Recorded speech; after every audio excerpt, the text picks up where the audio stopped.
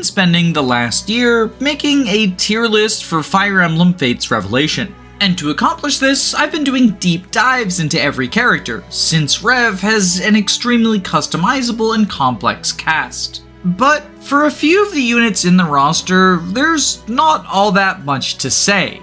They're bad or good for relatively straightforward reasons. There is still some amount of complexity when it comes to scrubs like Niles or gods like Reyna, but for the most part, there's just a lot less to say. And that is especially true for the two subjects of today's video, Nyx and Odin. These characters are amongst the worst in the cast, the absolute bottom of the barrel, heck, bottom of the trash can. And it's tempting to just throw them into F tier, say bad stats, late join time, and leave it at that. But Fates is a complex enough game that there are intricacies and nuances to even the worst members of the cast. And so, despite the fact that Nyx and Odin are pretty undeniably bottom 5 units that have a lot of similar attributes on the surface, there's also a surprising amount that distinguishes them from each other. And so today, I want to compare the two units side by side and determine which one is better. Or perhaps more relevantly, which one is worse. But before we begin, this video is part of an ongoing series where I'm doing a deep dive into every unit in the Revelation cast.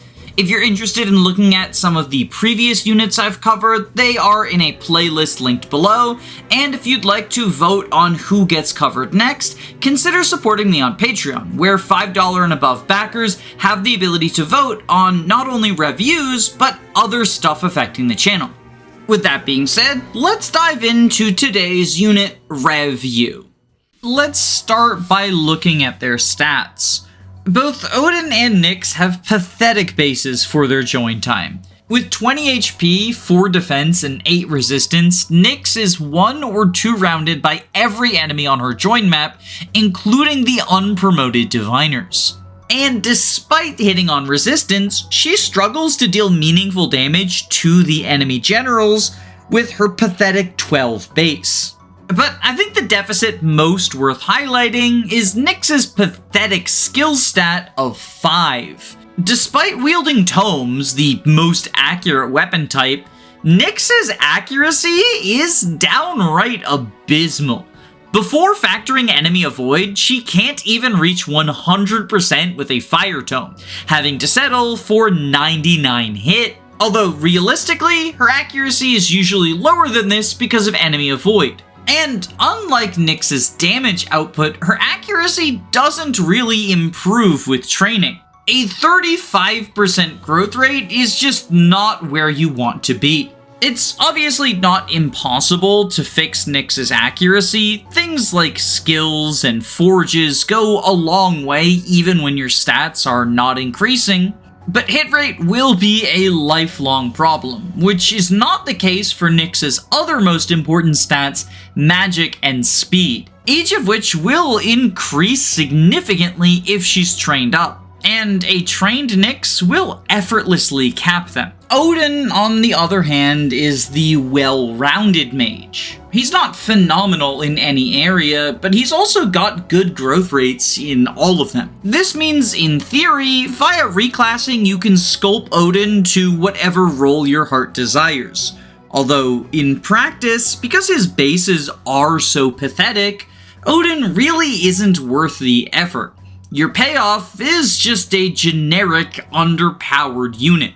It's also worth noting that because Odin joins 2 chapters after Nyx, he has even more of a stat deficit than she does, and I believe he is one-rounded by every enemy on his join map in Lunatic mode. And if you're in the market for a well-rounded Dark Mage, Leo joins alongside Odin and is almost strictly better than his retainer. At least Nyx has a different stat spread than the Royal, whereas Odin just struggles to fill a role. In theory, you could turn Odin into a Vantage Sweeper by using his native Heartseeker class of Samurai, But in practice, I find that his magic is too low to be a magical Vantage Sweeper, and his strength is too low to be a physical one. And even on the best candidates, Vantage Sweeping is a role that takes a lot of investment to come online. Odin simply isn't worth that amount of favoritism, in my opinion. Although, the same could be said for Nyx. Her Heartseeker class of Outlaw gives the potential for a player phase focused Shining Bow build. And this can be an alright payoff, but between the experience grind, arm scrolls, heart seals, and ideally a friendship with Mozu to get into Kinshi, it's a lot of work for something you can do a lot easier with many other candidates. Shining Bow also has a pretty sketchy hit rate, so Nyx is going to need even more help patching up her accuracy. Thankfully, Outlaw gives Lucky 7, and she starts innately with Heartseeker, so you're not completely out of tools, but it is definitely an uphill battle. Although, speaking of Heartseeker, that skill is probably the biggest selling point for both Nyx and Odin, so let's talk about it briefly. Heartseeker is one of the best support skills in Fates.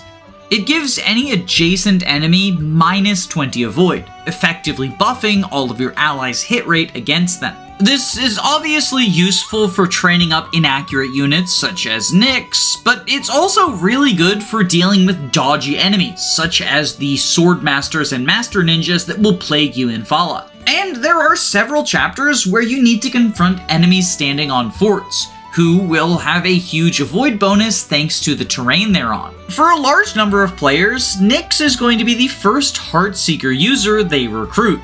The only other options before her are reclassing Camilla to Sorcerer or Dark Knight, which is not the most advisable move in the world, or committing Corrin's talent to Dark Mage, which is a pretty decent idea, but it's also only good for specific Corrin builds, so not every playthrough is going to want to do it. But here's the thing, despite my love for Heartseeker as a utility skill, it's hard to give Nyx much credit for being the first Heartseeker user, as she only has about a chapter and a half before Leo shows up and also has Heartseeker, plus just genuinely good stats.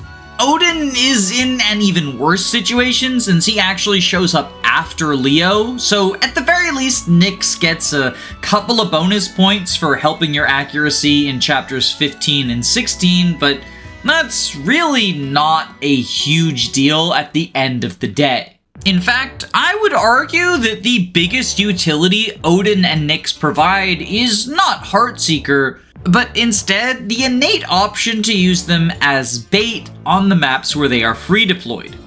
Nyx automatically joins on chapter 15, and Odin automatically joins on chapter 17. And both of these are maps where you get blitzed by a lot of strong enemies at the same time. It's not unreasonable to have tanky units with you who can handle the blitz of Rev's strong foes, but it's also not necessarily guaranteed. Enemies hit hard on Lunatic difficulty. So if you want some assistance disrupting the enemy formation, heartlessly using your soldiers as human shields is a valid choice. In Nyx's case, you can send her up or down a staircase in order to lure a group of dangerous enemies towards the staircase and let your strong units blitz them on player phase.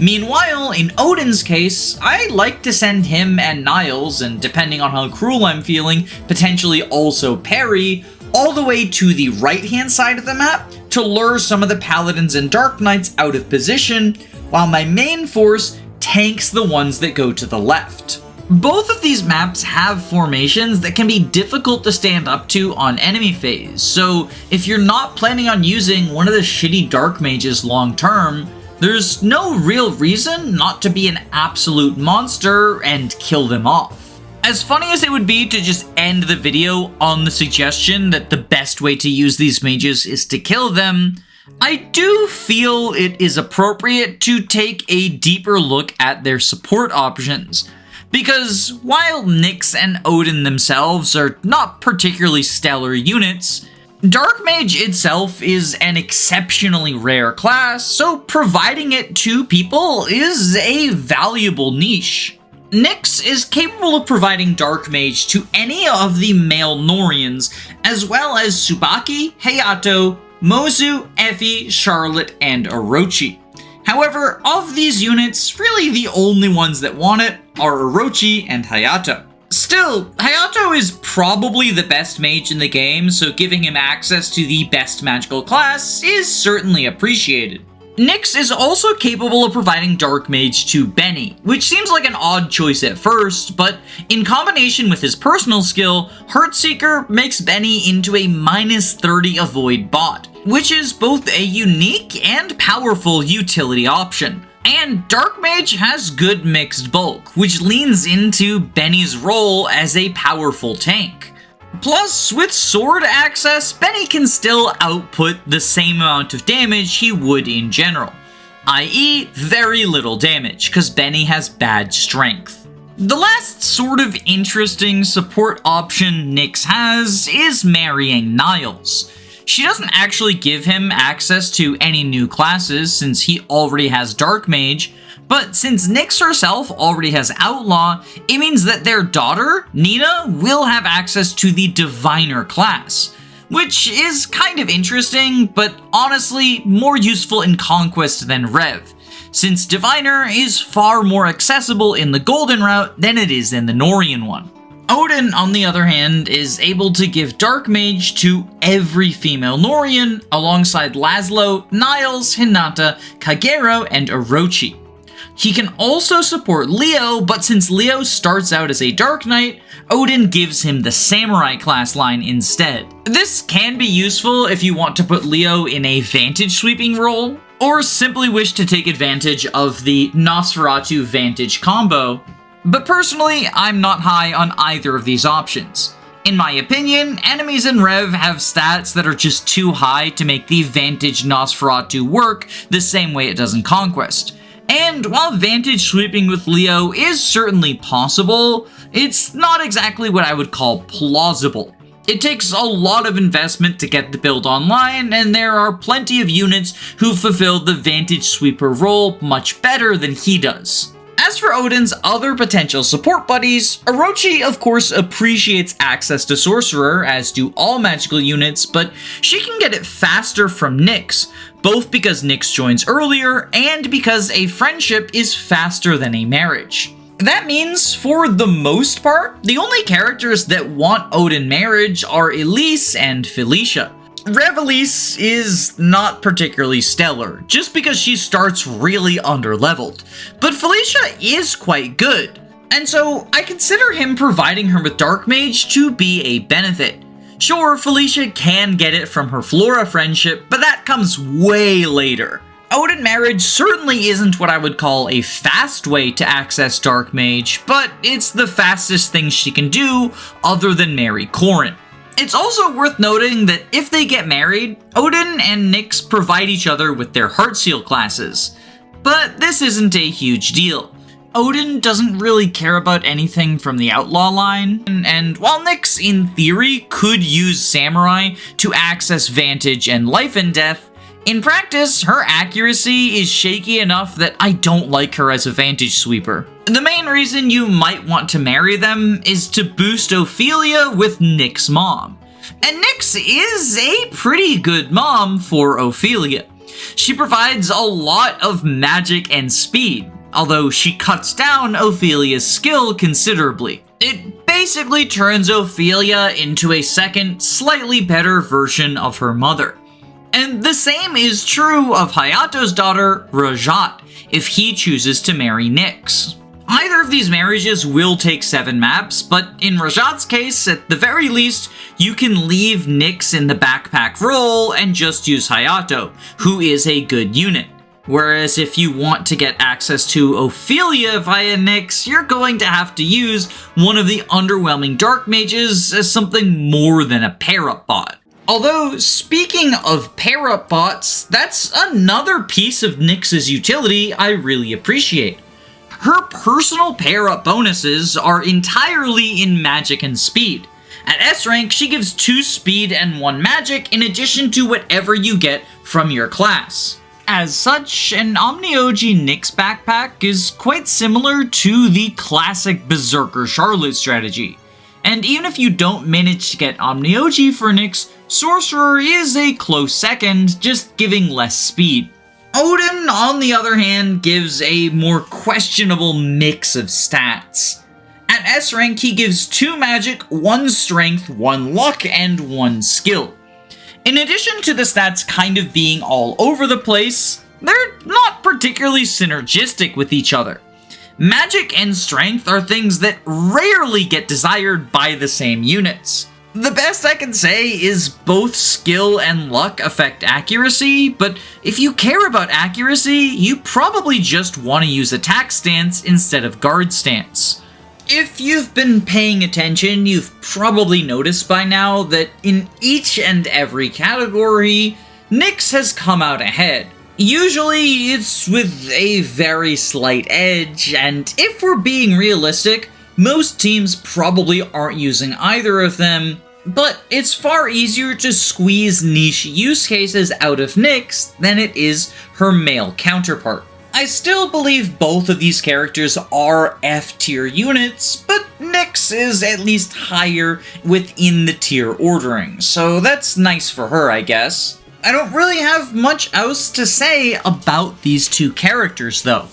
This was a bit of a non-traditional review, but I thought it would be more interesting to look at the bottom of the barrel mages side by side, rather than make 2 nearly identical videos about how they are disappointing due to joining late, underleveled, and understated. So I hope you enjoyed this exercise, or at the very least, found it to be suitable background noise for your time working out, driving to and from your job, or walking around the grocery store with headphones in. If you like what I do, I'd appreciate you considering subscribing to my Patreon. For as little as $3 a month, you get access to videos early, and at the higher tiers, there's additional rewards, such as the ability to vote on what character I'll do next for my reviews. But on that topic, it's time for me to thank my patrons. Thank you, Glupshido, Erica Ford, Perg Knight, YLO1, George Grenville, The 7th PM, Jamie Collins, Arvis, Crispy Matthews, Floahay, Amy Hazel, Hungry Heart, Hound Dogs, Lovis Roman, Shinthia, Faulty Videos, Kyle Madison, Derek Williams, Annika Mann, The Daily Fugel, Faye, Magic Bite, Thoughtful Insanity, Robin Goodfeller, JT Spritter, Ziggy WSB, Dysike, Chris, Root Beer Pants, Queen Elizam, Control Daegis, Roman Kermansek, Knick-Knack, Hammersmack, Carrier has left, Angel Knob Caceres, Zanwiff, Not Gino, Flingon, Edward C, Cyrockin 2, Cabbage, SUP, Caius Cole, Bree, Punch Fighter Champion, Eggman, Maxine the Vampire Queen, Dragonback Lancer, Sardonic Muse, Zero Gamer, Femtal Illness, Wannabe Cinnabon, Punk Tattoo Guy, Key the Iron Idol, Calamity Callie, Jax McMahon, Saren Girlixy, Rezi, Andu, Rhea, Gameboo, Carosa, Firant, Your Doctor, Frozen Helm, Patwit, KH, Electric Giga, Girl Boss, Lizard Bongwater, Christopher Bueno, Maren McLean, Jaden, Dylan Solis, Some Trades, Guiji, 555, Smaz Ruby, Zycrom, Robin D, Alenby, They Thom, Klon, Pillow Willow, and especially my Jagans, Your Best Friend 9000, Adele, Alexander Roper, Sensitive Luigi, Siggy, Lil Man, and KTRRK2. Your support is what makes stupid little videos like this possible, so I am eternally grateful. And if anyone else wants to have their name on the wall with these lovely folks, then there is a link to my Patreon down below, where for as little as $3 a month, you get access to videos early, and at the higher tiers, extra benefits like voting on the direction of this channel, or some stuff that's a bit too spicy for YouTube. But please only donate if you can comfortably afford to do so. I don't want anyone going broke over Fire Emblem. Regardless of what you choose to do, I hope you have a wonderful day. Stay safe, gamers.